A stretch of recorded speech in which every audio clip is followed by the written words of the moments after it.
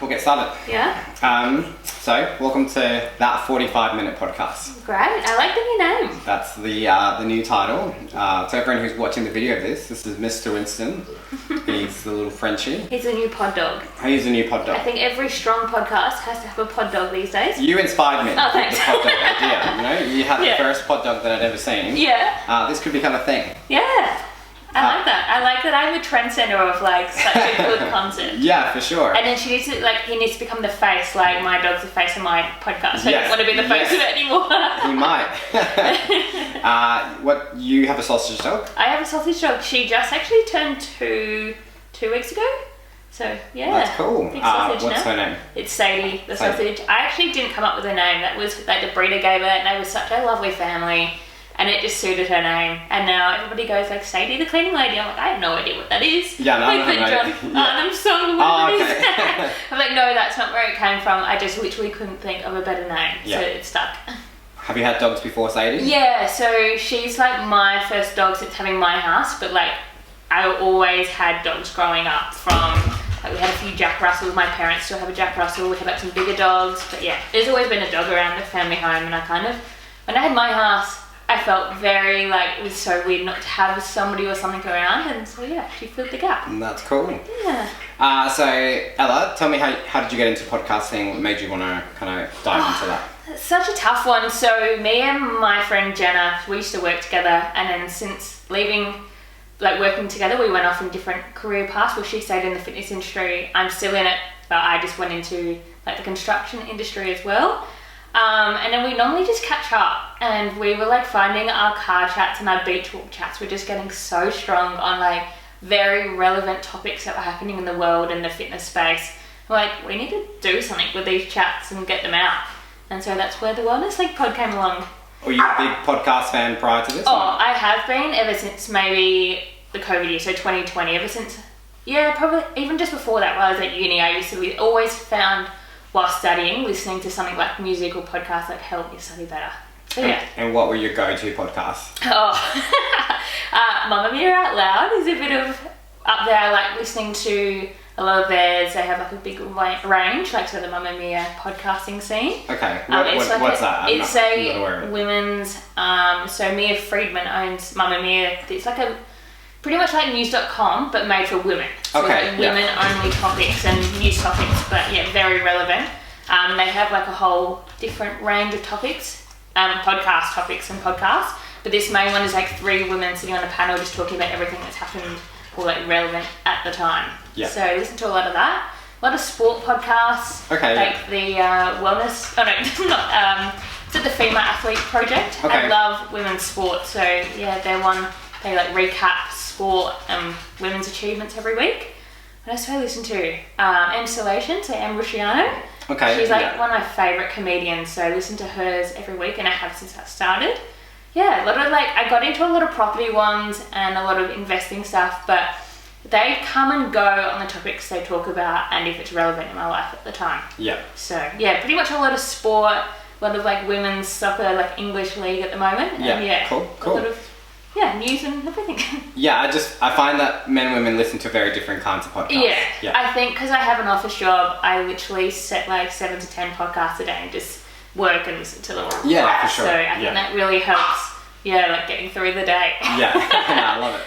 Have you noticed that men and women listen to different kinds of podcasts or not? Oh, I do think so. Yeah, like considering what I tell like my brothers that I listen to, he listens to like a lot of like science and neurology ones. Like, is it that Andrew Halliburton one? Yeah. And I literally listened to that the other day for 10 minutes and he talks so slowly, I had to turn it off. Yeah. Like, so yeah, a lot of the guys I talk to either say they listen to mine or if, like, cause it's triathlon, it's a lot of the people like I train with and stuff, we listen to them kind of podcasts. Yeah. So I think if it's a specific sport, you listen to the same things, but if it's not, then you go off into your like different things. Yeah, for sure. Yeah, no, I always think of the example like my partner probably hates the Joe Rogan podcast, right? Yeah. And that's probably like the most popular one amongst guys, right? Yeah. And one day it just occurred to me, I'm like, oh, I noticed that, that appeals a lot to me and probably lots of other guys, but it never really occurred to me like a lot of women will probably find really boring listening to Joe going about aliens and hunting and things like that. Yeah, I'm not a fan of men who talk like above themselves, if you get what I mean. Like, I guess he's a very intelligent guy, but I'm like this in a lot of things. If people were talking about it, I stay away from it. So like, if it's like the world's best athlete, I'll go for the second best, because I'd rather support somebody working hard to get to the top than somebody who's already made it. Yeah. Do you know what I mean? I'd rather follow like somebody's journey up than them already there. I guess the more up and coming stuff. Yeah. Like that with a lot of things like podcasts, athletes. Yeah, for sure. I think that's why I stuck away from his. All right, so you have a business. Yes, I do. And you work full time. Yes. How do you manage that? I've always just worked 2 or 3 jobs, so I don't really know the difference. I think ever since I left school, I could literally tell you I've had 3 jobs non-stop. So, yeah. What was your first job? My first job, I was 14 and a half and I worked at McDonald's, and I got the job in the interview. Oh wow. Yeah. Nice. Cool. That was my first job too. Oh really? Yeah. Which were you, like front or back? I was back. Oh nice, no, yeah. Were you front? Yeah, of course. Yeah, that was my first job. I think I was there almost 5 years. And then I was like, started working in gyms and everything, and I was like, this is a bit weird. Like, I had clients coming through the drive-thru that I was training during the day, and I was like, you can't be here. And they're like, what are you doing here? Oh wow. And then I was like, all right, this is getting weird now. I either need to like stop McDonald's and go straight into like proper gym stuff while I was studying. And then, what was your first entry into the fitness space?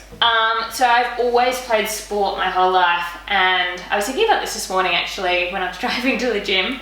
So I was 13 and a half, 14, and like women's AFL football teams. Like, my brothers had always played football and soccer and stuff, and I'd always played netball, basketball, softball, literally any sport that was allowed at school. I was like putting my name on the list just so I could get out of class. But at the same time, I was I was good at every sport. It's like your average player. Like, I was like your average at every sport that I could easily adapt and move around. Anyway, I got to a point where I think a teacher at school said, like, shit, you can kick a footy. And I was like, yeah, no, I've done it my whole life. I was kicking to my brothers. And I went and tried to join the local girls team that just started up. But I was 14, and my only option was to go and play in the 18s, like, girls team. And I was like, oh, this is a bit too much. Mum was like, oh, I don't really want you playing against the big girls. You'll just get knocked over. And then I was training with a team to see if I was going to do it or not. I ended up pulling my hamstring in training because I didn't warm up properly. And so then from there, I was like, right, this is just, I really want to do it, but it's just not the right time. So then I went and joined the local gym, and then I never left the gym. Oh, awesome. So that was, I joined the gym when I was 14. Yeah. Yeah. And what was your first job in the industry? It was at the gym that I was training at since I was 14. I reckon I was about 18 when I just finished my Cert 4, and I was doing like PT and running classes. Oh wow, there. Yeah, so you went straight into it. Yeah, literally. So I did my hours of my Cert 3 under one of the trainers there. Mm-hmm. Then they like, oh, as soon as you get your Cert 4, you can start teaching classes and taking clients around here. That's cool. Yeah. Now, how did you move from, I guess, starting in the fitness industry like that to then deciding to kind of go into construction? All right, it goes back to, I was in year 10. I always have this memory. I was walking through like the lawn area of high school, and I was like, it's a bit of a crossroads, right? I was like, I love design, I loved woodwork, I loved everything, houses, construction, but I was like, I really want to be a personal trainer as well. And I remember walking through, I'm like, how can I do both? Because I'll just get bored doing one or the other. And I was like, all right, I'm going to go and study interior architecture at university, but while I'm studying in year 12, I'm going to do my Cert 3 as one of my subjects. And then I went straight out, did my Cert 4. So while I was studying, because I knew it was going to be about 4 or 5 years, then I worked as a trainer in those 4 or 5 years while I was at uni. Yeah, cool. So I did both. Yeah, and now you're still managing. Doing both. Yeah, that's cool. I really love that. Yeah, I think I get bored doing one or the other alone, because it's just how my brain works. I need to be stimulated in more than one way.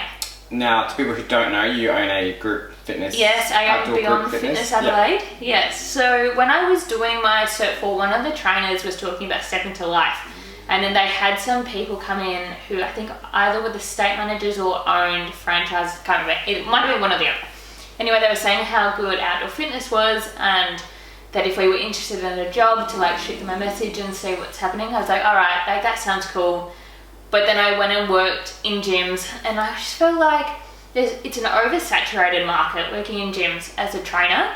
And I was like, I want to do something more as well, or something on the side, because when you're a trainer, it's hard to have one and keep it like stable unless you got like a gym instructor role, which I had at the time. So then I saw a job ad for an assistant trainer at Step Into Life, and so I applied for it, and it was like me, I was maybe like 19 at the time, 20, and I had this 40-year-old guy, and we were like fighting for the job, and so like the best trainer kind of won out of this. And I remember, he was like a loose, you know, I had no contact with this guy anymore, I don't even know who he was. And he was trying to tell the members that a mountain climber was like a frog walk or something. It was terrible. And he'd like, would turn up to teach sessions with no shoes on, and we would be like, oh. And then I instantly got the job from that by just doing the right thing. Yeah. So I worked under like an assistant trainer role so I got the job in January. In the July, stuff was going downhill with the franchise I was at. The head trainer was pretty much running it into the ground. So the state manager at the time called me in for a meeting, and he's like, look, this is just happening. I'm going to buy it off him. And what's the chances that you want to buy it off me in like a 6 months, a year time? I was like, all right. I'd already planned this 3-month holiday from December to the February. I was like, I'll go into a head trainer role and I'll sort everything out. I'll build the business up. And then when I get back from my European American holiday, I'll come in and buy the franchise off you. At the time, also, I knew Step Into Life was going under. And so I was like, all right, let's just ride this wave, see what happens. Went on my holiday, everything went under while I was away, and it kind of like got cleared up. I got back, and a week and a half, 2 weeks later, COVID hit Australia. So I'd just been traveling through Europe and America when COVID was hitting, and came back, and then, yeah, gyms, and I think I was back for a week. I went to work back in the gym for a week, back at the training, and that Sunday night, I was like, man, I'm stuffed. Like, I've been traveling non-stop, pretty much backpacking for 3 months, come back to work. I was like, I need a break. That night, we went into lockdown for 10 weeks. You couldn't have asked for a better... No, literally, it worked out so well in like a crazy way. So, Step Into Life went under, and the plan was we all had a meeting as all the franchises in Adelaide. Is that the whole company that went under? Oh, yeah. wow. It was going under in other states earlier, then it just went completely bust. And we were like, all right, this is cool. So we had a meeting with all the franchises around Adelaide, and we're like, do we want to merge as one and make our own like SA company? Or would you prefer everybody went off and started your own franchises? And we all just said, look, there's a couple that wanted to merge. I said, no, I don't want to merge. I said, I want to come into this fresh. I've just built it up. Like, I literally got given 5 members, and now I have 25, 30 coming. I was like, I'm just going to like buy out the equipment and rebrand.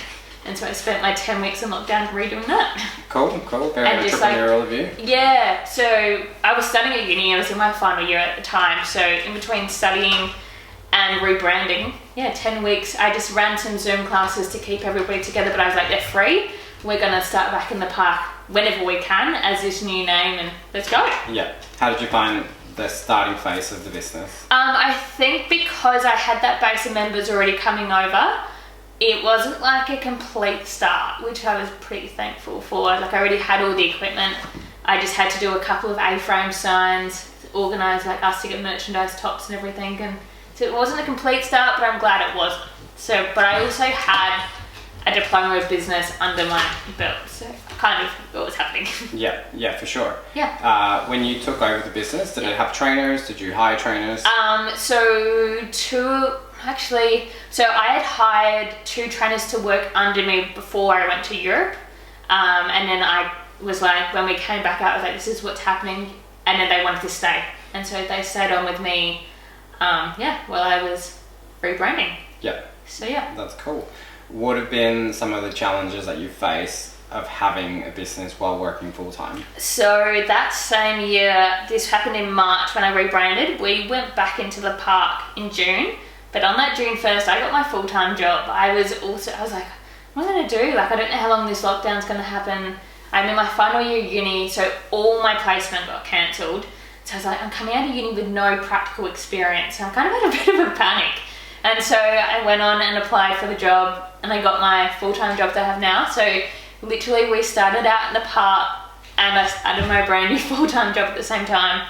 But it was fine. Like, I just got the train. I think I hired a new trainer, and they took the morning classes and I just took the night classes. And in between, I've always had a couple of trainers work under me, and kind of shuffled it around and made it work. That's cool. I think there hasn't really been that many bad challenges. I have like quite a diverse group, as in my youngest member is 11 and my oldest member is 85, and probably 80% of my group are over the age of 55. So it's a very niche group. So I think growing is hard because it's a hard group to kind of get into, but at the same time I'm pretty happy to keep it stable. Yeah. So, Yeah, for sure. Where do you see this going in the future? Do you want to keep expanding it? Are you happy with kind of where it's at? Yeah, so actually that's my planning week this week going into the new year. I think I'm pretty happy where it is stable. I'd like a few more members to grow up, but I launched a big yoga part in 2023. So I got a yoga instructor to come in every second Saturday. So yeah, I really would rather that class just to grow, because it's getting into such a niche market that once you have yoga members and they're like, oh, what else do you teach? And then they're coming over to the other classes as well. Okay, so you're finding that's being a good funnel to kind of grow it. Yeah, so I think just growing. I just want to maintain, and because it's not my main job, it's hard to put so much effort into it. But I've set it up that it kind of runs pretty well. What are some of the challenges of like an outdoor group fitness that maybe people don't think about? The weather. Being in a park that's owned by a council, you never knowing when events are on. I probably should keep up with that more, but I think you just gotta be pretty adaptable to what's happening in the park. Because it's a park, people can have picnics in the park, and you just gotta move around the park. You just gotta find, so being loose and adaptable to the situations. The weather's really hard. I think we're pretty good that you've just got to tell members, like, if it sprinkles, we're fine, just keep running. If it gets bad, there's enough that can go under cover, but if it's like thunder, lightning and terrible, the class is off. Yeah. And then you just got to be careful with weather and keeping everybody hydrated. I reckon if the classes are that terrible and I know I have maybe 4 or 5 people coming to a class, I'll just tell them to come over my house and I have a garage gym set up. Okay, yeah. But if it's a morning class, I'm like, sorry guys, it's unsafe. Yeah. You just have to cancel it, so. And you've just had terrible weather recently. I think out of all of that, we had one morning class cancelled and one night. So actually, yeah, we got through a lot of it. Okay. We like to call it the curse of the park. So it may be like crap day all day. You get to the park and the sun shines for the hour, you get in the car and then it will like thunder again. Yeah. So like, it's pretty lucky. Yeah. In the setup we have, sometimes the weather holds off for the 1 hour we need. Yeah. Wow, that's pretty good. Yeah. Long term, is there something that you'd like to have, like more locations, or you just want one location? I honestly no. Like, I'd love to say I would want more, but it's not my long-term goal to grow this for like forever. I think my forever term is to sell it in maybe a couple of years' time. Yeah, nice. If I would and I'd take my full-time career further. Yeah. So what does taking your full-time career further look like? Oh, it's a hard one. So my overall long-term goal is to become like my own builder, to do kind of like custom projects that other people will look at and be like, we don't want to touch it. And so that's like a full, from design to you move in. So we build the house, design it, so design, build, and then I also want to offer a service where we buy all the furniture and you literally just move in. Oh wow. So that is like, it's very rare. I don't even think anybody does that.